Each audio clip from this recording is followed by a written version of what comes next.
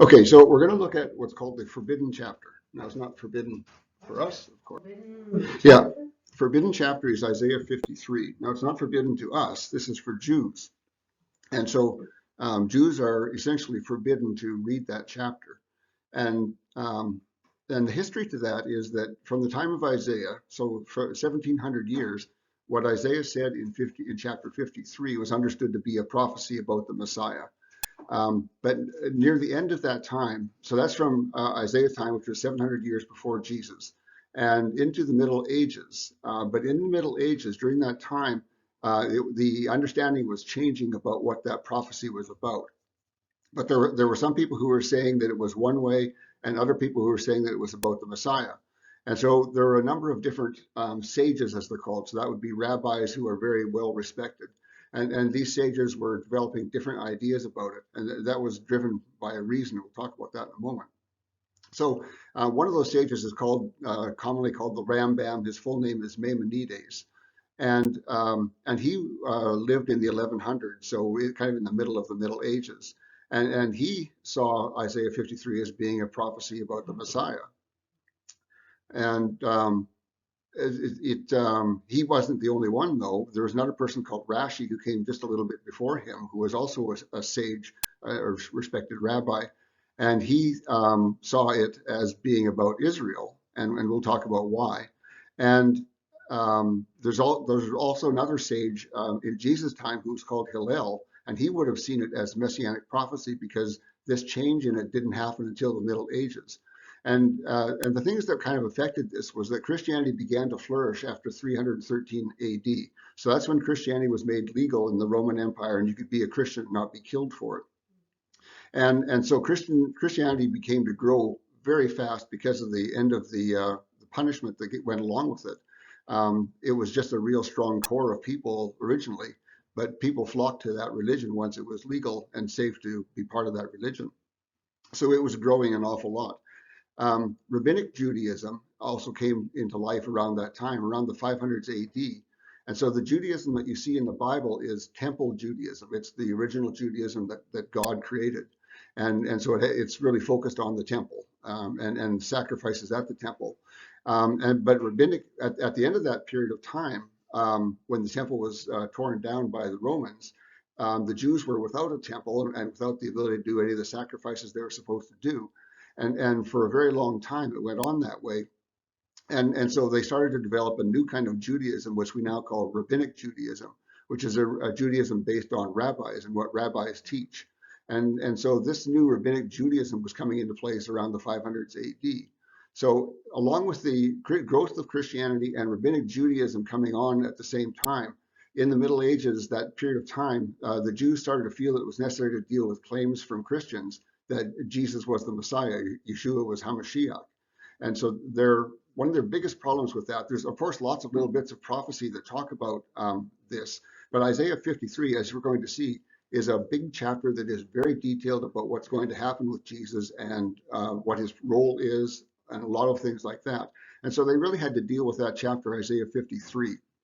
And the reason that they needed to deal with it is that if you accept that Jesus is the Messiah, then obviously that means that the Jews killed their own Messiah, and the Jews weren't willing to accept that idea. So instead of giving in when it was shown to them what Isaiah 53 was talking about, they went about discouraging people from reading it. And in our time now, it's no longer read in most synagogues. So synagogues will read any part of the Tanakh except that chapter. And they do it because they don't want to start up any questions, any problems from it. Because when you look at it honestly, you have to say this is pretty clear. And so it's not read now in most synagogues. And Jews themselves are individually discouraged from reading it themselves. But Jews are a bit like Catholic in that they don't read the Bible that much. They rely on other sources. For Catholics, they rely on what the Pope writes and what he says. And for Jews, they write on they focus on what the rabbis say. So it's kind of similar in that way. So Jews don't read that much of the Bible anyway. They rely on what their rabbis are telling them. And so what happened in that period of time in the Middle Ages when they were trying to find a new interpretation for Isaiah 53 is that they did come up with a new interpretation of it. And so we're going to look a little bit at that today. And I'm calling that the modern Jewish view because the original Jewish view was that Isaiah 53 was about the Messiah. And now they say that no, it wasn't about the Messiah. So, and we're going to look at Isaiah 53 in detail, and we're going to do that with looking at some New Testament authors. The New Testament quotes Isaiah very heavily. Yeah, someone is on. Can you mute that person? So we're going to look at Isaiah 53 and quotes from New Testament authors who quote Isaiah an awful lot. There's many quotes, and Isaiah 53 particularly. In fact, in Isaiah 53, you can't go more than 2 or 3 verses before you'll find that there's a quote in the New Testament that quotes what's in those 2 or 3 verses. So we're going to look at that. And that's going to really help us understand some things. It did for me. It helps you understand what the prophecy in Isaiah 53 is saying. It also helps you understanding what the author in the New Testament is saying when he's using that prophecy to make a point. And we're also going to look a little bit at the Rambam's view. And remember, he's the guy who says that it is a messianic prophecy, or he did in his time, he was probably the last rabbi who did that. And so after that time, no other rabbi supported that view. Any particular year? No, these things kind of happen slowly over time. The Rambam lived around 1100s, but this was all part of a slow change that was happening in Jews. It wasn't a quick change. Cynthia commented on that interesting relationship between Jews and Catholics. When she was a lot younger, she was trying to find herself in her place in life and visited all kinds of different churches. And one of them was a Jewish church. And she was coming from the Catholic Church, and she could not tell any difference, she said. Yeah. They run around with a lot of rituals. They don't read their Bible. Mm-hmm. They just repeat whatever the rabbi or whomever is in the front, just like the priest. Yeah. They do for the priest. And you walk away feeling like, what was this all about? I didn't get anything out of this. And that's sad, that it's come to that. And the reason is really the same. Because they've gone off from what the Bible says, they don't really want you reading the Bible because it's going to conflict with what they say. So in both cases with the Catholic Church, and you know how they've wandered off into things, they had to write their own Bible to make it line up with what they were believing at the time. Because what you see is Catholics don't have any commitment Mm-hmm. with God. So they just go, and then after they get out of there, they just go and go to dances, go drinking, or whatever. So they don't really commit themselves to God. Yeah. Unfortunately, there's people in other churches like that too. But yeah, the Catholic Church definitely has a bigger problem there. But they're not born again. They never change. Mm-hmm. Their lifestyle is the same. And what did Jesus say? Except you be born again, you cannot see the kingdom of God. Yeah, quite true. Okay, so we're going to look at that Jewish view of Isaiah 53. And that modern view, which started in the Middle Ages, is that Isaiah 53 is not about a man. It's about the people of Israel as a group. And that is a really rough interpretation to make fit with Isaiah 53, and we'll see some places with that. So this next quote is from a person who is trying to explain what Isaiah 53 means to the Jews. But in fact, all he ever does in his explanation is tell Christians where they're wrong. He doesn't ever really say how the Jews understand Isaiah 53. And when you look at the entirety of Isaiah 53, it's really a problem to believe that this is about Israel and not about a single man. So he says, even if we interpret the chapter as the Christians do, forgetting for a minute the mistranslations and distortions of context, which will be noted below, the most that can be said is this: Isaiah 53 is about someone who dies for the sins of others. People may have seen Jesus die, but did anyone see him die as an atonement for the sins of others? Of course not. This is simply the meaning which the New Testament gives to his death. So he says a number of interesting things there. Let me get my pointer out. Pointer. I think the video card is going on. I think that's what's going on. On that computer? Okay. It was perfectly good until we started. Maybe after this first half, we can record it or something. Yeah, we could try that. Okay. So what he says that's interesting is that the most that could be said is this: Isaiah 53 is about someone who dies for the sins of others. Well, that's an odd statement right there, because when did you ever see it possible that a person could die for the sins of another person? There's nowhere in Judaism where that's believed, that idea. And so in their thinking is that it's not a person, it's Israel. So when did Israel ever die for someone's sins? Well, that never happened either. So right off the bat, it's kind of a bad start that way. And he says, and the next thing he says that people may have seen Jesus die, but did anyone see him die as an atonement for sins? Well, what would that look like? The Old Testament doesn't specify human beings as sacrifices. How would you even do that? So it's kind of a silly argument, because he couldn't himself even say what a person would look like if they were dying as an atonement for sins. And maybe more importantly, and kind of going back to our earlier points, is that he says some additional study will be helpful before you tackle Isaiah 53. Now, this is a message to Jews, of course.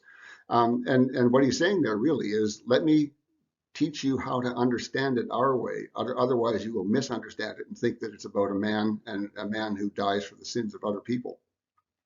And that's really the idea, is to get in his thinking first, so that you don't start into Isaiah 53 as a blank slate.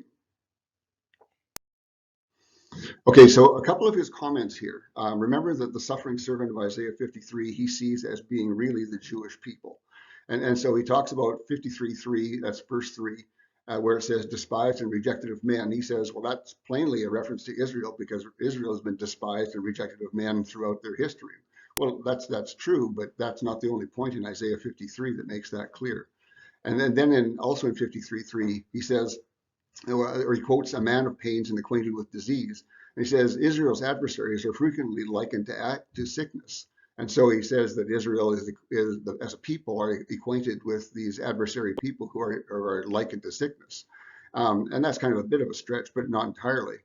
And then he quotes from 53:4, and he says that where it says, surely our diseases he carried and our pains he bore, he says, oh, that's just a mistranslation that Christians intentionally do.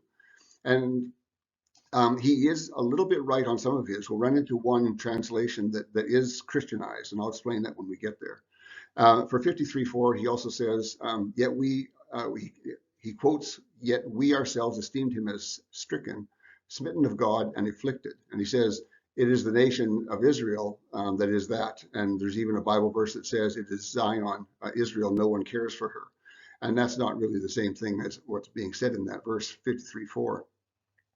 And then in 53:5, he says, but he was wounded for our transgressions. He quotes that part of the verse. And he says, this is a mistranslation. And he's actually right on this one. It is a mistranslation. The word from shouldn't be there. He says the word should be for. And he's correct about that. Or he says it should be from, not for. I had it backwards there. And so he's corrected in what he's read here. But it really has no point to it. It doesn't change the meaning of anything there. One is the idea, if you say that he was wounded for our transgressions, that's the idea that he came as the Savior for us, for our transgressions. And if you say he was wounded from our transgressions, that means that because of our transgressions, we wounded him. And both are true statements about him. But the true meaning of this verse here is that it was about that we wounded him from our transgressions, or because of our transgressions. And so I checked a number of different translations in English to see how they rendered that. And 2/3 of them render that as from, like you see, no, sorry, 2/3 of them do it as for, and 1/3 of them do it as from. So even in English translations, there are some people who do that a little bit differently. But whether it's from or for really doesn't change the point of the verse, not in any significant way. And so a lot of the things that he does here are a bit dishonest, because he knows that the sages of Jesus' time understood this whole chapter to be about the Messiah, and that this is a relatively recent change to understand it in any other way. So now we'll start looking at the verses from Isaiah. And as I said before, we're going to use some insight from New Testament quotations of that, and how those New Testament quotations are using Isaiah and using those verses. And we're also going to look at what the Rambam says, and we'll also look a little bit at that guy who was the person who was advocating for that new understanding, the new Jewish understanding. And we'll put some of that information all together to help us understand what those verses are. In the previous slide, you had something about sages. What does sages mean? A sage is a Jewish rabbi who was highly respected because of his work. usually writings. So a sage would be a highly respected rabbi who has published a lot of really good commentaries, is what they do. And so these commentaries are read by all of the other Jews. And the Jews tend to pick a rabbi or maybe one or two rabbis that they like to follow, and they follow those. And so each one of these rabbis does some kind of writing in the past. Now they tend to do video productions, some of them. And so the people who want to follow them can watch these videos or read their writings. And so a sage is just a person who's been very well respected because he's had some very thoughtful, useful observations about the Bible. Isn't there an herb called sage? There is an herb called sage. Yeah, different thing entirely. Yeah, different meaning of the word. Okay, so Isaiah 53 prophecy actually begins in chapter 52. It's the tail end of that. And so we're going to start there. It says in verse 13 of chapter 52, "Behold, my servant will prosper. He will be high and lifted up and greatly exalted." And so we know who my servant is. But this person who is espousing the modern Jewish view sees that as my servant is Israel.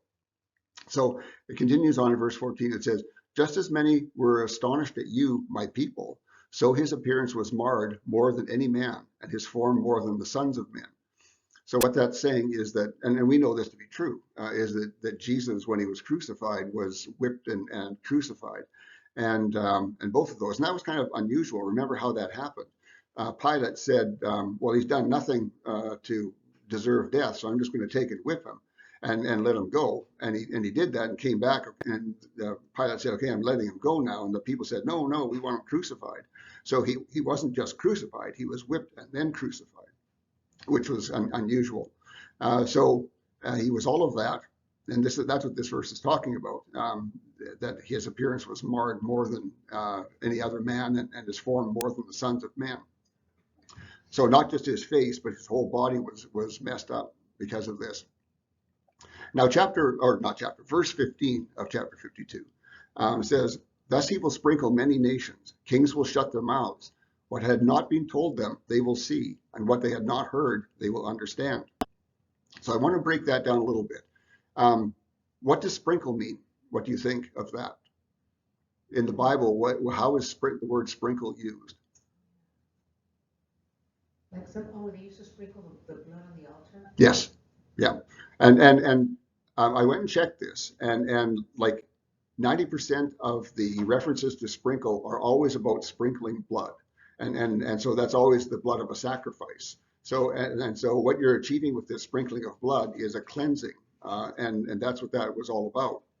And so whenever you see just the word sprinkle here, you can assume that it's talking about blood. And also note that it says many nations. So it's not just sprinkling the Jews, it's many nations. So this is going to include the Gentiles.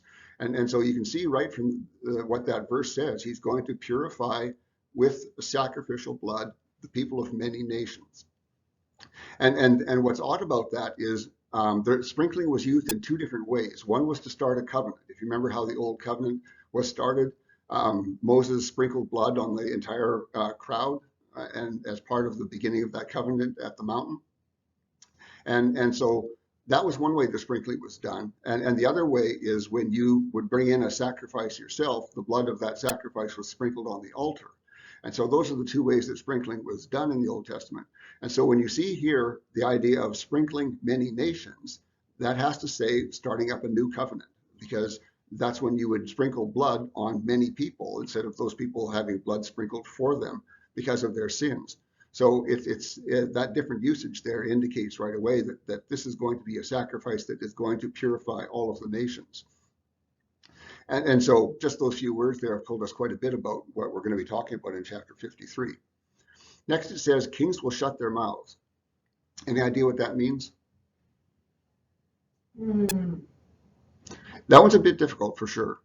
You have to think of how a real king, ran his court. And if you were in his court running your mouth when he wanted to talk, and you didn't stop talking when he started talking, he might have your head chopped off.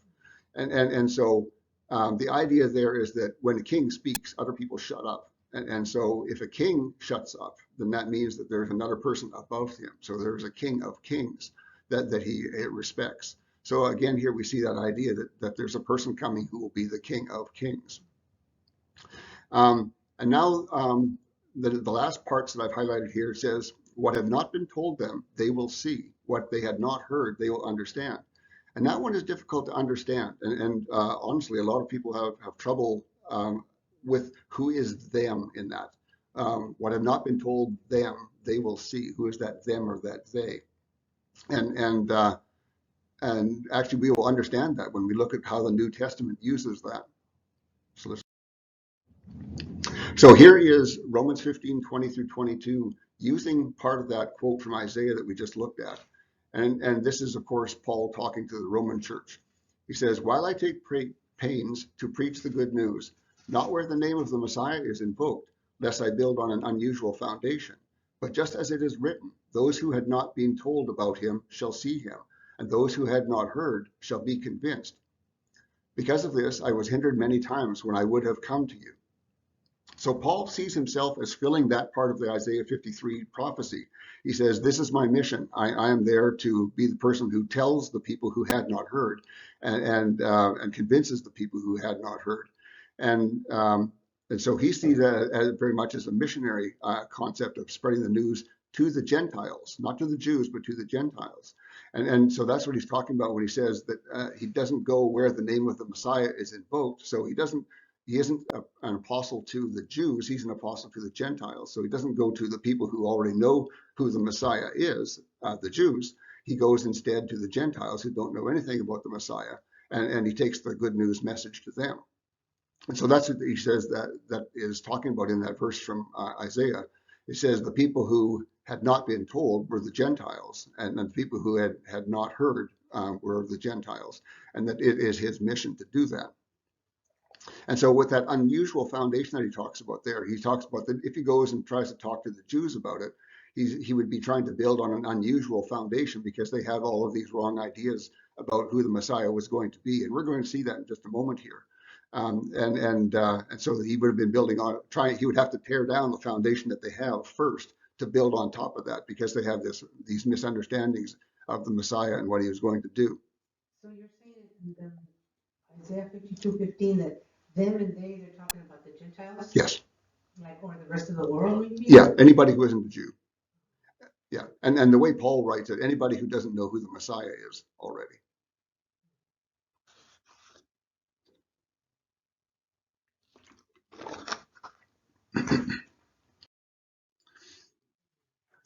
Okay, so the first verse in 53, the first two verses in 53 talk about a tender shoot. And it says, who has believed our message, and to whom has the arm of the Lord been revealed? For he grew up before him like a tender shoot, and like a root out of parched ground. He has no stately form or majesty that we should look upon him, nor appearance that we should be attracted to him. And once again, I forgot to mute my phone.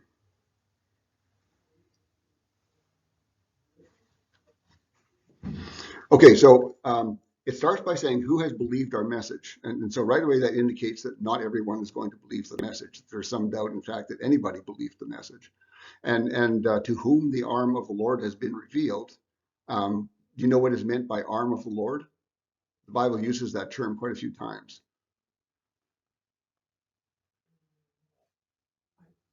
Maybe some kind of strength or Yes. guidance?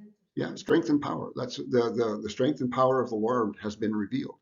And that's what Jesus was doing, remember? He often said, I'm here to tell you about the Father. I'm the one who shows you him. And if you see me, you are seeing him. All of those things that John said like that. And then it says, did you have a question? No, Oh, okay. Doing that again. Yeah. Okay. So Isaiah 53:2 says, he grew up before him like a tender shoot and like a root out of parched ground. Now that's important to understand, but it's described visually. You know yourselves that sometimes there will be a tree root in your yard that looks to be dead, but it's kind of sticking up above the ground a little bit and poking its head up a little bit. And then all of a sudden one day there'll be a shoot come up from that, and it's trying to grow again from that root that you thought was a dead root. It's like that tree in that playground. It has a branch of green. Yeah, it does. Yeah, out of that root. And so, yeah, the same idea is here.